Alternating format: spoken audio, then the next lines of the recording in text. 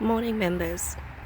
Today's Seedling Sunday, and it just so happens that right now what you're viewing is one of our little native blue-eye honey eaters, and it's actually sitting and pollinating naturally one of my alcantarias. This is Queenslander, which I've been doing by hand, which is why there are tags all around some of the inflorescence as well that you can see there. But this little honey eater is doing exactly what occurs in nature, and it's moving from flower to flower, dispersing pollen as it drops down, and then those pollens hopefully would be pollinating some of these seeds, because I'm only self-pollinating this particular plant, but I have been storing pollen. So last night I went out as usual and collected some pollen from some of the stamens, and they've been frozen once again.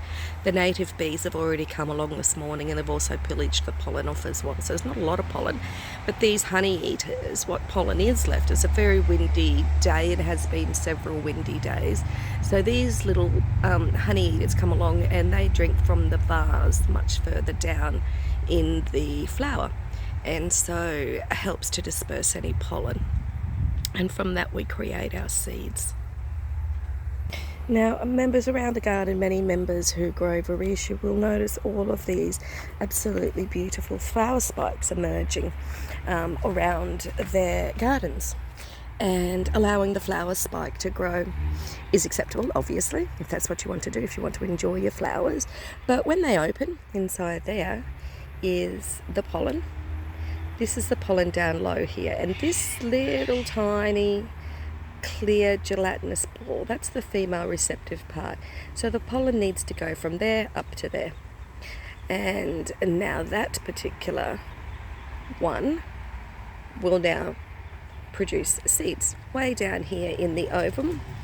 This one here has just been self-pollinated, and I can go along and do that with literally dozens. And this is Platinema, and it's a species, so it's quite okay to do that with a species, because I don't mind getting a little bit of seed from them. It's also a good idea to save some of your pollen. You can freeze it. Also, ants come along and do these as well. At night time I have a lot of native activity from possums that come along. Also, I've got native bees during the day. They don't seem to be attracted so much to the Vrieseas as they do to the alcantarias, because I'm expecting that the alcantara probably is a very sweet plant. The rats certainly do love to eat the little babies, and so because it's such a sweet plant, I'm wondering whether or not it emits some type of odour which attracts the bees. Now, several months later, I'm just going to have to get in there. Several months after you've pollinated, or the insects have pollinated, you will see this type of thing occurring. Now, these are the seeds, we call this bursting. This is the Vriesea seed pod that has burst, and it is dispersing its seed, which are on the ends of these parachutes, and so they sail off into the distance and hopefully germinate somewhere else. And so the colony continues, and once again, this is a species. Okay, so this is your Vriesea seed, which quite often you can find, and I just simply place it up around the gardens and hope that they germinate, and that's fine. Anything that germinates around the property stays on the property, that's okay. So with the seeds, you will end up with these seed capsules which contain 3 little stars which have seeds in them, and as they burst, they'll open up. You can collect them earlier on, just prior to bursting, and popping them inside or in a enclosed safe space and waiting for them to burst open, especially if you're doing large quantities of them. Always remember to tag anything that you are taking seeds from. Gets very confusing for registration purposes later on, not necessarily for yourself. You may not be interested in the registration process, but somebody who purchases your plants may be in the future, or you may actually not be thinking anything about registration at the moment, thinking, no, I'm not going to do that. But you'd be surprised years later when you create something really nice that you'd like to register it. And so the database exists, which is our Bromeliad cultivar registry, which is run by Jeff Lawn in a volunteer situation. And so he does a fabulous job. Now let's move on to some bilbergias. Okay, just before we move on to bilbergias, I remembered I had some Vriesea seed pods. Now, if you've got a really nice friend, they may have a plant that's come into flower and they may offer you the seed, as was the case with this particular couple of seed pods that are here. These are for me to put down, and these are from Kiwi Lavender, which is a Vriesea. And these are going to be the F2s, the lavender hair F2. Now these ones here, as you can see, they have not burst yet, and so you can see the 3 seed pods, and that relates to the 3 parts of the female receptive part of the flower. Now you can see there's lots of seed in a couple and not much seed on the other, which means that when it was time for pollinizing these particular ones, only 2 of the 3 of that particular one was successful. And the same with this one here. This is another one where a couple of the seed pods have got a lot of seed in them and one has very little seed, but that's okay. Let's go see how much seed they actually do produce. Okay, so after removing the seed, as you can see, there's plenty of seed there for just little old me or little old one person to put down on their own. Don't need a million seeds. I've certainly got a million seeds from others, so as a sample little batch there, it's probably 50 or so seeds. So that's out of 2 flowers. Let's head up to the seedling house. So a typical day for me would begin with me coming out and checking on plants and hand pollinating any flowers which are emerging. So this large inflorescence, so we're looking at a neoregelia, this inflorescence here has got a little bit of insect activity, but because I'm wanting to pollinate these ones, I technically should have stabbed down in the well to release the water, but it's such dry and hot conditions at the moment, I'm not doing that. So just using a stick, a toothpick, anything that you can, if you were to pop that stick all the way down, because the female receptive part is below the pollen, above in this case. So as the pollen advances and grows upwards, passes the female receptive part and then it dries. Well, you can see there's a little bit of insect activity in this one. There's some ants, which is good. So the pollen is above and it's dry. Now, unless the plant is tickled or if it's been shaken, then the pollen remains above and it never makes its way down to the female receptive part. So by popping your little dibble stick as far down until it reaches the base and just jiggling it around, wiggling it, you will be dispensing pollen down to there. So I go along each day and I do this with whatever, but there is some insect activity here. Little tiny ants moving around in that inflorescence in spite of having the water, and so they will be able to do some pollinization, but you get a much better effect if you come along and do it yourself by hand. So my day usually begins with going along and finding any that I know have come into flower. Here is another one that I know have come into flower, and just doing a quick tickle. Doesn't take me long, and it's done in the early hours. It's not so early at the moment because I came along earlier and they weren't ready. They weren't fully open and the pollen wasn't very soft or movable. So I'll do this a couple of times during a day, especially for ones that I'm really intent on getting seeds from. Some others that I'm not particularly worried about getting seed, I won't do as often. Now I have this one here. Now technically you should be using a different stick for each one so that you're not crossing the pollen. Can you see the pollen on my stick here? So I'm just going to change the end. So this one here, I'm just going to tickle it as well. Now some of these naturally really easy to get pollen from. There's a couple of varieties, and over the years that you grow your plants, you will know which ones produce seed quite readily, and you don't have to go along and tickle them. But there are certain ones that you do need to tickle. Ain't she pretty? So these are the actual little flowers, the of a neoregelia. Now, this particular one, you can see the closed up little tiny flowers, and you can see these few open flowers that do have some ants in them at the moment. This one is running Red River. Very pretty flower on it. So I'm just going to help them along. So right in the center of that little ball of pollen is a female receptive part that's called a stigma. And always remember that, because the last part of that word is ma, meaning mother. So the stigma is the female receptive part. Now, the stamen, men on the end, contains the pollen. And so at the end of a stamen is this pollen. So you just need to jiggle it around, and then you'll end up with some seed in a few months' time. Come back and keep checking every few months, every few weeks. Once the pollen is ready, you've got a very short window to collect that. That's a very pretty flower. I like that one. So as it is at this time of year, Alcantarao at the moment, for many of us in the southeast Queensland area, are bursting into flower. Excuse my voice. Are bursting into flower. And there's lots of different ones. Now, these ones are a Vinicola. Vinicola bracts are really boring in my opinion. They don't have very much going for them other than that they produce some really nice pollen. They're incredibly sticky.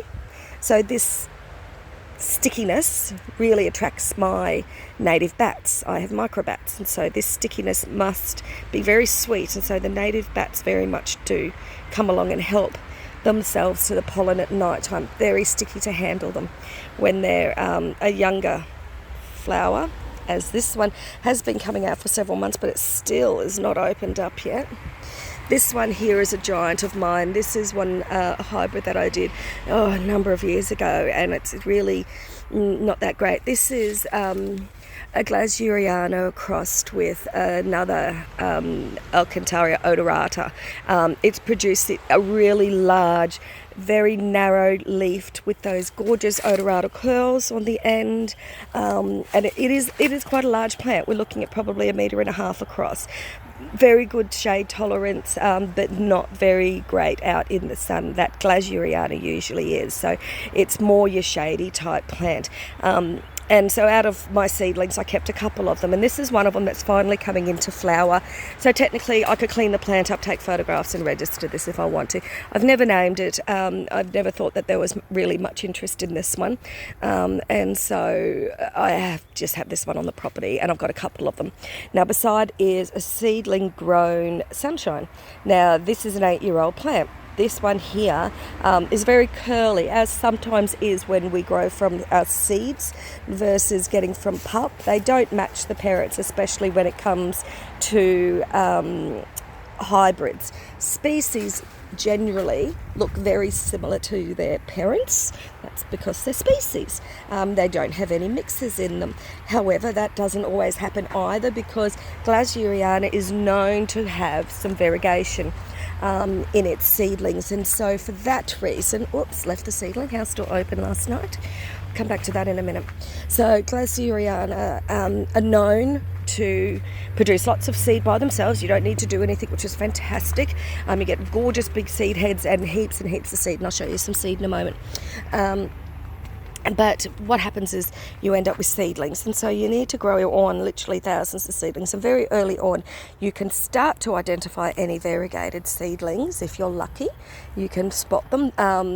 Otherwise, you grow them. Now, these ones I've allowed to grow. These are Glasuriana seedlings. They are a species, and so therefore they are true to type, versus some of the hybrids that I've got growing at the moment as well. Now, another species is this particular one here. So a lot of the flower spikes, for example, this is one of mine. This has got a lovely big flower spike on it. There's lots of flower spikes and lots of pretty flowers. They are quite attractive, very sticky. Just be careful as you're touching them. Some of these are very pretty. That stickiness is very sweet, so it does attract honey eaters, etc. To them. There's so many plants in flower at the moment. Lots of ecmia. There's another nice ecmia that's in flower at the moment. So when it comes to taking off your flower spikes, you cut down as low as you can in the vase. We take off our flower spikes for anybody that doesn't want A, the flower, or B, seeds, because that way all the energy that mum has will go into producing pups. you know, and that's what we generally are wanting, pups. But those of us that like seed to grow, we want seed. So we may dabble with a few of them and get our plants together. So as they come into flower, put them together and start doing some hybridization. Not in this case. This is Lindinii species. This is Guzmania, and it's come into flower. This I want seed from, as well as I want pups. So you then have the dilemma of, well, which do you want? Do you want seed or do you want pup? Do you want to sacrifice getting seed and allowing it to grow, or cutting it off and then not getting seed? This is a species and very hard to find, grow, or even start from seed or get seed from them. So it's going to be a bit of a challenge for me to get some seed from this one, but I will be out here playing with this guy at different hours of the day and night as well. So that's why we take our seeds off. Now, Lindinii is a species, so they will be true to type. So hopefully, fingers crossed, we can get some seed from this guy and get some more, because they very hard to grow. There's another species there as well. So when it comes to whether they be Tillandsia, once again, a flower spike here. There's so much activity at this time of year. It's really hard to concentrate on any one area. But this is the Tillandsia. So let's go and have a look in the seedling house and just see how this progresses further down the line. Once you've collected your seed, and you'll find all these videos already on our page here. Just look up, do a search for growing from seed, for example, and a list will come up. You can also check my YouTube videos. I'll put a clip up this morning on starting from seed, from the beginning, back at the basics, that I did a few years ago. I'll put that back, attach it to our link as well. So these are Bill Burgess seeds growing here. I'm just testing whether or not they are ready, and they feel quite good. You can feel them in their seed pods. Okay, so we're going to start by growing by seed. So this is the inflorescence of a bilberger. You have bracts here. We have an ovum here and an ovary. We have sepals here, which is the outer part of the flower. And then inside that, we will have pollen and we will have the stigma. And then through the hybridization or pollinization of the flowers, we produce seed, which we then grow. When I say we, I mean me. This is my garden, my collection, my hobby. And I do most of this all on my own over time. So we grow them. Now I'm going to take the lids off today. It's going to be a bit of a warm day, but we're going to start to toughen these plants up. So these are Bill Burgess seedlings. Now these ones now, I think are 12 months old. They are, actually, no, they're 2-year-old. Takes a while, doesn't it? But it takes time for them to grow, because when they're very, very little, there's not a lot of activity compared to now. Now is when they really start to grow. So the length of these are probably, I don't know, what's that, 15 centimetres. So if they weren't all squished up, they'd be a lot taller than they are. So that's 2-year-old. From 2-year-old, we get some colour starting to form on them. Something along the lines of these. You start to see some colour and you start to get excited, because there's a little bit of activity that's happening in them. And these ones here are the same age as those ones there. These ones have just been planted out versus those ones that I'm protecting, because I don't want anything happening to these particular hybrids. But now they'll start to progress and move on faster, just like these, which are neoregelia. Still quite small, but they are getting some colour, and they also move quite quickly. These are a blood transfusion one, which it's pretty obvious when you can see the blood red stems of those. All right, so and then we grow them. They get a little bit taller, and like I said, then we get our registration process happening. Once they flower, bilbergers need to flower in order to do registration, because they all look very similar, can look very similar. They don't all look similar, but they can look very similar. And so a flower helps to identify when it comes to the registration process. My favourite thing to do a couple of years ago, so we've gone through phases of making giant bilbergers, making small bilbergers, curly bilbergers, bright coloured bilbergias, etc. But my thing that I do like to do is make miniatures. Let's go and have a look at some little minis. Rightio, I do love that there's a pause button. Alright, number of years ago, back in, October of 2019, I have a plant, Bilbergia ruby. Ruby is a smallish, very dark maroon coloured plant. Now, I've hybridised that with another plant and ended up with some cute little miniatures. And when I say miniatures, so the plant is the same size as the pot, so we're looking at 5 centimetre tall. Okay, three-year-old plant, 5 centimetre tall, quite a little cutie. Now this is the Grex, this tray that you're looking at, so 3, 6, 9, there are 12 of them. And out of those 12, I'll probably only select a couple of them to continue to grow on. This one is very similar to its parent, except in size, but that gives you an idea what mum looked like, quite dark with some banding. There's this really nice purple throat one, but it's a rather boring looking plant in itself on its own. And we want to grow plants that have got good looking foliage all year round, as well as a really nice flower. Now the thing about a miniature is they still have a full size flower, so they end up with quite big flowers in comparison to the plant themselves. So I really like this little one, and I really like this one here because this one is quite rose like in its growth habit. It is a little bit bigger though, so this one here is probably more like 15 centimetres compared to its smaller sibling, which I guess I can put them side by side so you can see. Bit different in height. This one's maybe 10 centimetres at the most, and this one's probably 15 centimetres.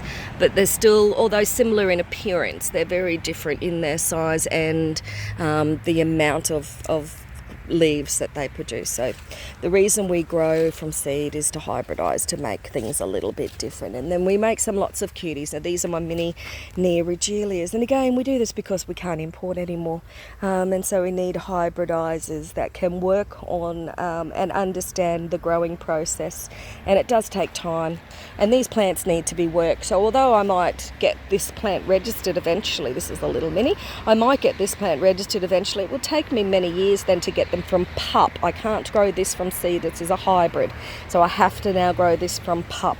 Now if I'm really lucky, it pups really well, like this particular one. God, it's got some pups on it. So this particular one grows really, really well, pups up really, really fast. So I'll be able to get lots of pups of that particular one.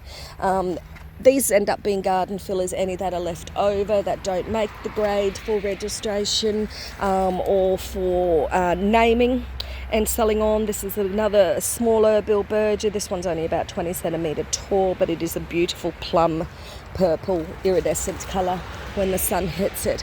So that's how we do bilbergias, and there's a lot of bilbergias because I grow a lot of bilbergias. And here's another one that's growing a pup already. It has not flowered or matured. This is a 3-year-old bilbergia. It's got some gorgeous colour, lovely mottles, but it's still not fully grown. These are its baby leaves on the outside that can be removed, and then that will then, by taking off those lower laterals, induce it into an early flowering, but the plant's not mature yet, so there's no purpose in doing that. There's a few that I really do like, different shapes and different forms. This one here, it's just a reasonably nice, would be a very good for a hanging basket culture type of situation. That's another Grex there. As you can see, they all look very similar to each other, so could easily be sent off together or make a nice basket, which I've done with several that I've gone off to feed to the goats and decided that they're just a little bit too nice. Now these beautiful ones, this is Guzmania Red Dragon. Now these, what you're looking at, all of this red that you're seeing, that's the inflorescence, that's the bracts, it's not the flower. The flower is deep inside. These nice little yellow guys in there. There goes my voice, didn't think it would last long. So the yellow flowers are deep inside and they're emitting a nice little smell. There's a lot of ant activity on these at the moment. And so the flowers are deep inside. Now once they flower and they just about finish, then that's time for its head to be removed and all its energy can go into producing pups. You can hybridize them, you can save the pollen. I don't do guzmanias, I just think they look pretty good on their own. But I do like to play with the neoregelias, and I do like to do bilbergias. Now, these gorgeous pinks and reds, as they flush, they're doing this to attract other animals to them because their flowers inside need to be pollinated. It's a way that mum gets to reproduce, to get them, get her seeds scattered around in nature. Now, you can use a skewer to puncture the well to let the water out, and that way the flowers stay nice and dry when you are hybridizing. That's another tip. Now this shows how much rainfall we have had in the southeast Queensland. Now these are full of mozzie larvae. I know, we talk about whether or not bromeliads breed mozzies, blah, blah, blah. I know, been there, done that. Okay, there is mozzie larvae in this one.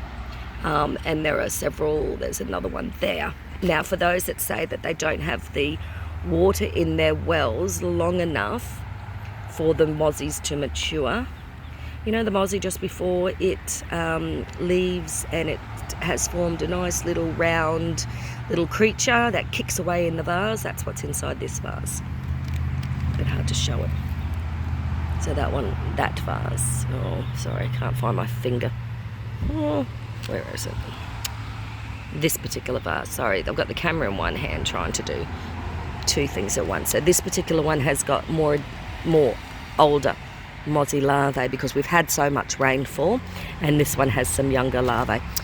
So because we've had so much rainfall, the vases have not had a chance to dry out. Again, more mozzie larvae haven't had a chance to dry out. And so if you are having a mosquito problem at the moment or a midgie problem at the moment, just go along and check your plants and see whether or not you do have some larvae that is inside the vases. They may need to be tipped over just to get that old water out so they can get some fresh water. Interesting damage on that plant, not sure what from. Alright, so this is an open greenhouse that gets this. There's still quite a lot of mozzie larvae in these. Alright, so if you want to hybridize neoregelias, you get your skewer, you put a hole beneath the flower inflorescence, and that way the water drains out. These plants can then go into a place where they're kept dry. So most people do this in a patio, in a shed, something like that. They do it that way. So the plants stay dry. They take a selection of plants in and they start doing the crossing. Once they've done their crossing and they've tagged everything, they then come back and collect the seed months later. Here's some more. These ones are neoregelias, nice little spiky guys. These are actually growing out in a really sunny position in the property. These are now ready to transplant. I'm going to transplant all of these into 50mm pots. I'm not doing seedlings today. I'm still working on cutting off all the flower spikes in the other houses of the ones that I'm not keeping.